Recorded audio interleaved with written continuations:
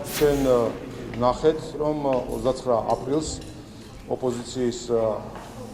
პროპაგანდამ განიცადა სრული კრახი. ის, რასაც ცდილობდა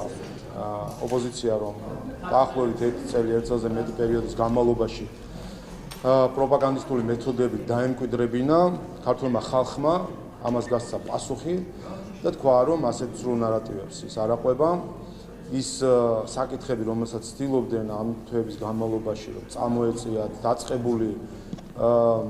უკრაინის მიმართ სოლიდარობით იქნებოდა სტატუსთან დაკავშირებული საკითხი და ასე შემდეგ, ყველა ეს ყალბი ნარატივი მოსახლეობამ უარყო და უპასუხა ამას იმით, რომ უფრო მეტი ამომრჩეველი მივიდა საარჩევნო ყუთებთან და უფრო მეტმა ამომრჩეველმა დაუჭირა ქართულ ოცნებას და მის პოლიტიკას მხარი. ეს არის როგორც ფუნქციონირებს დემოკრატია,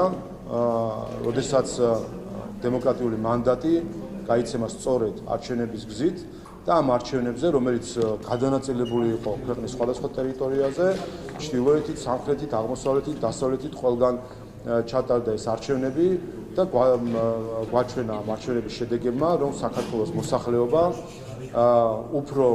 მაღალ დემოკრატიულ მანდატს აძლევს ქართული ოცნების ხელისუფლებას და მის პოლიტიკას, ასე რომ ის მცდელობები, რომელიც შიგნიდან და გარედან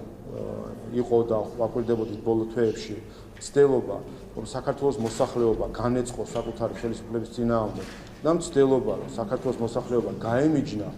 საქართველოს ხელისუფლებისგან და სწორედ ამ მცდელობის ნაწილი იყო ეს საუბრები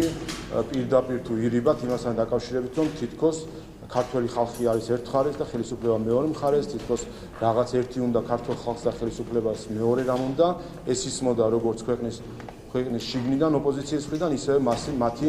მხარდამჭერი უცხოელი პოლიტიკოსების მხრიდანაც, აი ზუსტად ამ პროპაგანდამ განიცადა კრახი და ყველა ამ განცხადების ავტორს, რომლებიც ესე პირდაპირ თუ შეფარულად